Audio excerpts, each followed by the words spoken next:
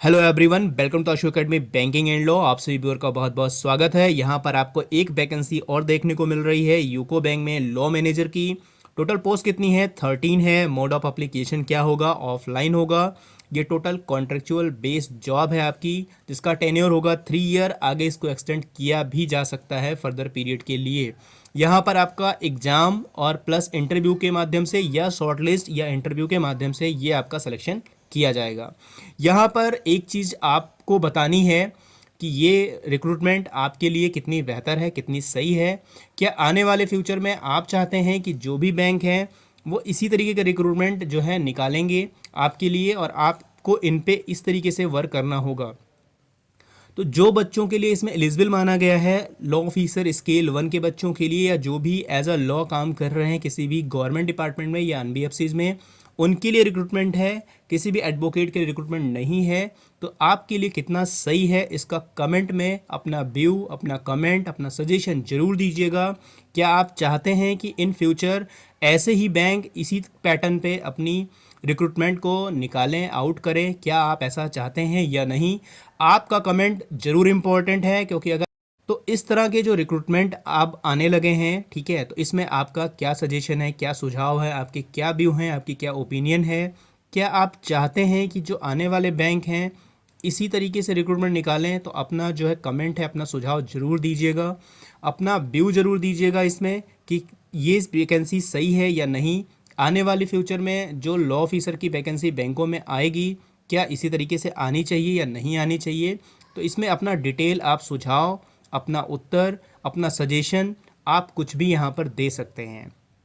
आपका कमेंट, आपका सजेशन, आपका व्यू ये सुनिश्चित करेगा कि आने वाले टाइम पे वैकेंसी ऐसी नहीं आनी चाहिए या ऐसी वैकेंसी आनी चाहिए। तो प्लीज़ कमेंट में करके ज़रूर बताइएगा। तो इस तरह का जो रिक्रूटमेंट है और आने वाले फ्यूचर में इस तरह के रिक्रूटमेंट को लेकर आपके क्या सुझाव हैं, कमेंट में कर ज़रूर बताइएगा। आपके इस कमेंट का हमें इंतज़ार रहेगा, और ये कमेंट हमारे लिए इम्पोर्टेंट हो सकता है। तो चलिए डिटेल एडवर्टीजमेंट देखते हैं क्या बताया गया है, कौन लोग एलिजिबल हैं, कितनी एज है, इनका मोड ऑफ सिलेक्शन क्या है, एप्लीकेशन फॉर्म कैसा है, क्या क्या उसमें भरना है। तो ये सारी चीज़ें हम डिटेल में एडवर्टीजमेंट बात करेंगे। बट जो इम्पोर्टेंट है यहाँ पर, क्या ये लॉ मैनेजर की कॉन्ट्रेक्चुअल बेस पर जो एक रिक्रूटमेंट की स्टार्टिंग है यूको बैंक से, कितनी सही है, ये ज़रूर आप मुझे बताइएगा। लाइक शेयर सब्सक्राइब जरूर कर दीजिएगा। चलिए शुरू करते हैं वीडियो। तो ये एक और रिक्रूटमेंट आपको मिली है यूको बैंक की, लॉ मैनेजर की है ये रिक्रूटमेंट, और ये सही है कि नहीं ये आप मुझे कमेंट में करके बताइएगा। दो तीन चीज़ें हैं जो मैं आपसे डिस्कस करूँगा, और ये इस के रिलेशन में ये चीज़ें सही हैं कि नहीं ये कमेंट में करके ज़रूर बताइएगा।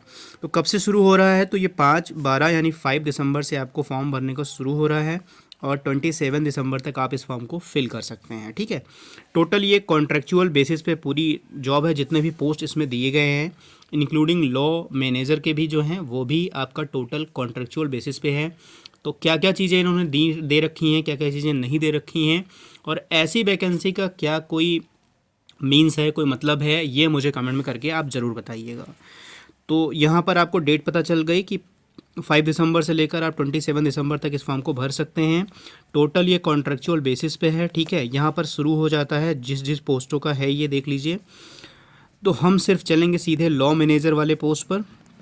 बहुत सारे पोस्ट हैं, अगर कोई इंक्लूड है इसमें, जिनको ये वीडियो देख रहे हैं इनमें से कोई और पोस्ट है, तो वो पॉज करके इस वीडियो का जो है एज, पोस्ट और क्या उसका एसेंशियल क्वालिफ़िकेशन है वो आप देख सकते हैं, ठीक है। हम आ जाते हैं अपने पोस्ट पर, जो हमारा पोस्ट है, ठीक है। सब में देखिए लगभग कॉन्ट्रेक्चुअल कॉन्ट्रेक्चुअल कॉन्ट्रेक्चुअल सब में लिखा हुआ है, ये है हमारा, ठीक है। 21 नंबर पर ये है मैनेजर लॉ, ठीक है। ये 21 नंबर पर आप देख सकते हैं मैनेजर लॉ ऑफिसर की है, और टोटल कॉन्ट्रेक्चुअल बेसिस पे है, और पोस्ट आपको मिल रहा है टोटल 13 पोस्ट मिल रहे हैं।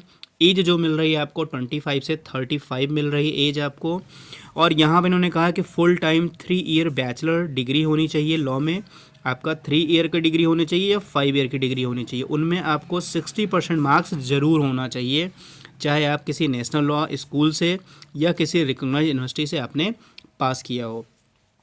साथ ही साथ candidate should be enrolled as an advocate in any state bar council. तो आपका जो स्टेट है, आप उस स्टेट बार काउंसिल में इनरोल्ड होने चाहिए, तो ये इनका एसेंशियल क्राइटेरिया है, एसेंशियल एजुकेशन क्वालिफिकेशन है।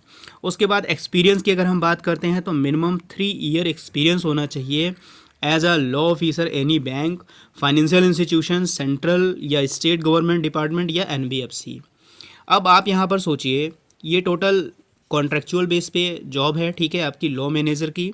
और यहाँ पर जो इन्होंने एक्सपीरियंस मांग रखा है वो एक्सपीरियंस है कोई लॉ ऑफिसर, समझिए स्केल 1 का कोई बच्चा है जो ऑलरेडी 3 साल जो है उसने अपनी जॉब को सर्व करा है, और उसके बाद इस फॉर्म को क्या वो फिल करेगा? कभी फिल नहीं करेगा, क्योंकि ये टोटल कॉन्ट्रेक्चुअल है। कब तक का इनका टाइम पीरियड है, क्या इनकी सैलरी है, कितना ये पैसा आपको देंगे, तो कौन फिल करेगा कौन नहीं फिल करेगा, ये सजेशन आप मुझे कमेंट बॉक्स में दीजिएगा।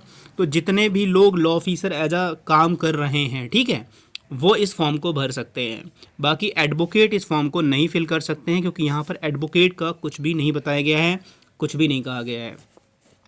तो आप लोग जो लोग फॉर्म भर रहे हैं वो कमेंट में करके मुझे सजेशन ज़रूर दीजिएगा कि ये आपके लिए सही है या नहीं सही है। कुछ लोग जैसे एनबीएफसी में कर रहे हैं तो उनके लिए में भी पॉसिबल हो सकता है, सही हो सकता है।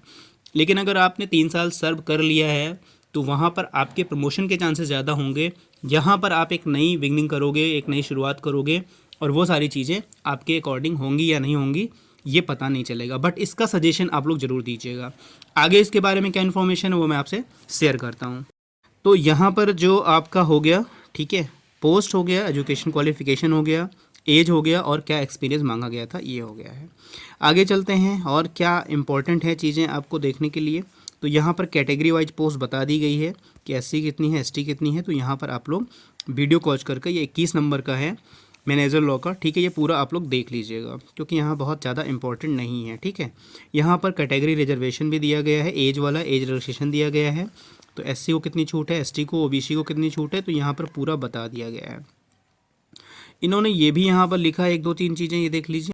यहाँ पर 2 चीज़ें हैं, ठीक है, क्या आपको मिलेगा। तो इन्होंने ये कह रखा है कि यहाँ पर आपको ऑफर्ड किया जाएगा basis of the candidate qualification, ठीक है, overall suitability and market benchmark जो भी होगा उसके रिस्पेक्टिव और पोस्ट के रिस्पेक्टिव में आपको जो भी कुछ दिया जाएगा वो आपके इस क्वालिफिकेशन पे डिपेंड करता है। कुछ भी मेंशन नहीं करा इन्होंने यहाँ पर, इस तरीके का कुछ भी मेंशन नहीं कि क्या आपको ऑफ़र किया जाएगा, क्या कितना दिया जाएगा, ठीक है। इसके बारे में आप भी मुझे कमेंट में सजेशन जरूर करिएगा। लोकेशन ऑफ ऑफिस है कहीं पे भी एनीवेयर इन इंडिया आप करने के लिए अगर बिलिंग हो, ठीक है, आपकी इच्छा है करने की, तभी आप इस फॉर्म को अप्लाई करिएगा, नहीं तो फिर मत अप्लाई करिएगा। यहाँ पर बैंक ने मोड ऑफ सिलेक्शन क्या बता रखा है, इन्होंने कहा है कि रिटन टेस्ट होगा या शॉर्ट लिस्टिंग होगी, उसके बाद इंटरव्यू होगा, पर्सनल इंटरव्यू होगा, ये सिलेक्शन मेथड होगा। और बैंक के पास राइट है कैंसिल करने का, मॉडिफाई करने का या ऐड करने का कुछ समथिंग, ठीक है। तो ये चीज़ें होंगी, आपका रिटन टेस्ट होगा या शॉर्ट लिस्ट किए जाएंगे। जितने नंबर ऑफ कम स्टूडेंट होंगे तो उनको शॉर्ट लिस्ट कर लेंगे, नंबर ऑफ स्टूडेंट ज़्यादा होंगे अगर, ठीक है, तो उनको जो है रिटन टेस्ट होकर फिर पर्सनल इंटरव्यू के लिए बुलाया जाएगा। अगर किसी भी स्टूडेंट के कैंडिडेट के मार्क जो है सेम है, ठीक है, सेम स्कोर उन्होंने कट ऑफ सेम स्कोर कर रखा है, उस कैंडिडेट का जो अकॉर्डिंग होगा उनके एज के डिसेंडिंग ऑर्डर के अकॉर्डिंग उनको प्रेफरेंस दी जाएगी। तो यहाँ पर इन्होंने जो है अपना सिलेक्शन का मेथड बता दिया है, कैसे हम इस रिक्रूटमेंट के सिलेक्शन मेथड को कैसे हम सेलेक्ट करेंगे, कैसे मतलब हम इसका पेपर लेंगे, इंटरव्यू लेंगे, तो उन्होंने यहाँ पर बता दिया है। और क्या इंपॉर्टेंट है वो भी हम लोग देख लेते हैं, ठीक है। तो यहाँ पर एप्लीकेशन फ़ी जो है वो नॉन रिफंडेबल है, बताई गई है। तो यहाँ पर देख लीजिए, जनरल ईडब्ल्यूएस और ओबीसी कैंडिडेट के लिए 800 रुपीज़ है, ठीक है। एससी एसटी और पीडब्ल्यू कैंडिडेट के लिए यहाँ पर इन्होंने कोई फ़ीस नहीं रखी है। तो जो जनरल ईडब्ल्यूएस ओबीसी कैंडिडेट उनको 800 फ़ी पे करना पड़ेगा। और किस तरीके से पे करना पड़ेगा यहाँ पर उन्होंने दे दिया है, या तो वो नेफ्ट करेंगे, ठीक है, एप्लीकेशन फॉर्म में पेमेंट एक्सेप्टेबल होगा, ठीक है, कोई और अदर मोड पेमेंट का एक्सेप्टेबल नहीं होगा। यहाँ पर उन्होंने अपनी पेमेंट की पूरी डिटेल दे रखी है, ठीक है। तो यहाँ पर आप पेमेंट कर सकते हैं। और क्या इसमें इम्पोर्टेंट है, ठीक है, यहाँ पर टेन्योर उन्होंने दे रखा है, देख लीजिए, 3 साल के लिए स्पेसिफिक पीरियड है, 3 ईयर के लिए इन्होंने टेन्योर दे रखा है, ठीक। एक्सटेंड भी हो सकता है ये कॉन्ट्रैक्ट आपका फर्दर पीरियड के लिए। जब आपका ये 3 साल पूरा होगा उसके बाद ये डिसाइड करेंगे कि आपको लेना है या नहीं लेना है या क्या करना है, ये उनके पास पूरा का पूरा राइट होगा। उसके बाद ये फॉर्म एक बात और है, आज के टाइम पे सारे फॉर्म ऑनलाइन हो रहे हैं और इनका फॉर्म जो है ऑफलाइन है। ठीक है, ये फॉर्म आपको ऑफलाइन भरना होगा। नीचे सारी एक प्रोफार्मा दिया गया है, डिटेल दी गई है जिसमें आप फॉर्म को फिल कर सकते हैं। तो यहाँ उस फॉर्म को फिल करने के लिए आपके पास एक वैलिड ईमेल आईडी होनी चाहिए, कॉन्टैक्ट नंबर होना चाहिए। ठीक है, और 27/12/2023 तक जो है आप इस एप्लीकेशन फॉर्म को वहाँ पे हार्ड कॉपी जो है स्पीड पोस्ट के द्वारा आप वहाँ पे रिसीव करा दीजिए। ठीक है, आपको कहाँ भेजना है यहाँ पर ये मेंशन है, देख लीजिए। General manager GM UCO bank, head office 4th floor. ठीक है, एचआरएम डिपार्टमेंट, और ये बीटीएम कोलकाता वेस्ट बंगाल में आपको यहाँ पर भेजना है। ठीक है, फॉर्म का जो प्रोफार्मा है वो नीचे दिया गया है। और क्या डिटेल हैं एक एक करके आप लोग बाकी पढ़ लीजिएगा। जो मोस्ट इम्पॉर्टेंट थे वो मैंने आपसे डिस्कस कर लिए हैं यहाँ पर। ठीक है, तो ये इनका नोटिफिकेशन ख़त्म हो गया और यहाँ से ये फॉर्म का प्रोफार्मा आई थिंक सो शुरू हो जाएगा। अच्छा, इन्होंने यहाँ पे रोल एंड रिस्पॉन्सिबिलिटी बताई है कि क्या एक्चुअली आपके इस पोस्ट की रोल और रिस्पॉन्सिबिलिटी है। तो यहाँ पर 21 नंबर का जो था ये मैनेजर लॉ का, देख लीजिए आप लोग यहाँ पर ये रोल एंड रिस्पॉन्सिबिलिटी है। Good understanding of legal framework, जो लीगल का काम होता है पूरा उसकी आपको एक अच्छी नॉलेज होनी चाहिए। Good knowledge of banking law, जितने भी बैंकिंग लॉज हैं, ठीक है, सरफेसी, डीआरटी, एनआई एक्ट, ठीक है, इन सब की आपको एक अच्छी नॉलेज होनी चाहिए। और गुड ड्राफ्टिंग स्किल, और आपको एक अच्छी ड्राफ्टिंग स्किल आनी चाहिए। तो इन्होंने ये अपनी रोल और रिस्पॉन्सिबिलिटी बताई इस पोस्ट की। बाकी उसके बाद ये है आपका जो है फॉर्म। ठीक है, यहाँ पर देख लीजिए पूरा फॉर्म, इसको प्रिंट आउट करा के यहाँ पे एक एक चीज़ें बहुत ध्यान से सही से भर कर और जो दिए गए एड्रेस हैं वहाँ पर आप इसे सेंड कर दीजिएगा। ठीक है, आप मुझे ये सजेस्ट करिएगा, ठीक है, कि क्या ये अगर जैसे ये एडवोकेट के लिए होता तो मे बी थोड़ा सा ही होता, वो इस फॉर्म को भर सकते थे और एज अ कॉन्ट्रेक्चुअल बेस पे ज्वाइन कर सकते थे। बट जो यहाँ पर एक क्वालिफ़िकेशन दे रखा है किसी स्केल 1 के बच्चे के लिए, स्केल 2 तो कभी इसको नहीं भरेंगे, स्केल 2 कभी इसको नहीं भरेंगे। स्केल 1 वाले ही बच्चे इसको भरते, क्योंकि इनको मैनेजर की पोस्ट मिल रही है, तो जो 3 साल सर्व करा है वो यहाँ पर भर सकता था। लेकिन यहाँ पर जो 3 साल का इन्होंने एक्सपीरियंस मांग रखा है, तो 3 साल का स्केल 1 वाला बच्चा यहाँ पे क्यों जाना चाहेगा, और अगर कोई जाना चाहता तो उसको रीज़न प्लीज़ मुझे सजेस्ट करके बताइएगा। तो ठीक है, ये हो गया आपका यूको बैंक लॉ मैनेजर का रिक्रूटमेंट। ठीक है, और तो ये मैनेजर लॉ जो यूको बैंक का है कॉन्ट्रेक्चुअल बेस पे, ये रिक्रूटमेंट कितना सही है या कितना गलत है ये मुझे कमेंट सेक्शन में ज़रूर सजेस्ट करिएगा। जैसे आने वाले जो भी रिक्रूटमेंट है अगर इसी तरीके से कॉन्ट्रेक्चुअल बेस पे आते रहेंगे तो आप लोग के लिए काफ़ी प्रॉब्लम हो सकती है। तो मुझे सजेशन ज़रूर दीजिएगा कमेंट में कर। ठीक है, चलिए मिलते हैं नेक्स्ट वीडियो में। God bless you to all, thank you for watching.